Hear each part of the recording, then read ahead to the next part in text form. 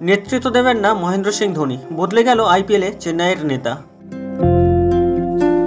তবে ধোনির বদলে দায়িত্ব পেলেন কে? আইপিএল শুরুর আগেই বদলে গেল চেন্নাই সুপার কিংসের অধিনায়ক। নতুন নেতার নাম ঘোষণা করে দিল চেন্নাই।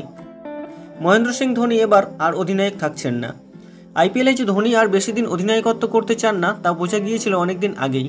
কারা তার উত্তরসূরি হতে পারেন তা নিয়ে চলছিল জল্পনা। সবার আগে নাম ছিল ঋতুরাজ গায়কোয়াড়ের। 27 বছর বয়সী ঋতুরাজ দীর্ঘদিন ধরে অধিনায়কত্ব করতে পারবেন। তার উপর ঘরোয়া ক্রিকেটে নেতৃত্ব দেওয়ার অভিজ্ঞতা থাকায় তাকেই এগিয়ে রাখা হচ্ছিল। এশিয়ান গেমসে জাতীয় দলকে নেতৃত্ব দিয়েছিলেন ঋতুরাজ। শেষ পর্যন্ত ঋতুরাজকেই বেছে নেওয়া হলো চেন্নাই সুপার কিংস নতুন অধিনায়ক হিসাবে। আইপিএল শুরু হওয়ার 24 ঘন্টা আগেই এই ঘোষণা করে দিল চেন্নাই শিবির। এদিন চেন্নাইয়ের অধিনায়কের ফটোশুট হয়েছে। সেখানে ধোনির বদলে দেখা গিয়েছে ঋতুরাজকে। এর আগেও একবার চেন্নাইয়ের অধিনায়ক বদল করা হয়েছিল। 2022 সালের প্রতিযোগিতা শুরুর ঠিক আগে এইভাবে রবীন্দ্র জাদেজাকে আচমকা অধিনায়ক করা হয়েছিল। তখন ধোনি নিজেই তার হাতে দায়িত্ব তুলে দিয়েছিলেন। কিন্তু সেই পরিকল্পনা শুরুতেই মুখ থুবড়ে পড়ে।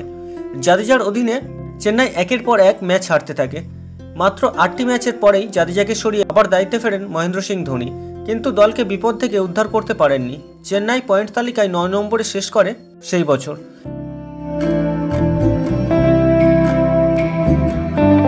কিন্তু গত বছর আবার পুরনো মেজাজে দেখা যায় চেন্নাইকে। শুরু থেকেই দাপটের সঙ্গে খেলতে থাকে তারা। শেষ পর্যন্ত ফাইনালে ওঠে এবং গুজরাট টাইটান্সকে তাদের ঘরের মাঠেই হারিয়ে 5ম ট্রফি জিতে নেয়। এবার শুরু থেকেই অন্য ধোনিকে দেখতে পেয়েছিলেন সমর্থকরা। গত কয়েক বছর ছোট করে চুল কাটলেও এবার তাকে অনুশীলন করতে দেখা যাচ্ছিল বড় চুলে।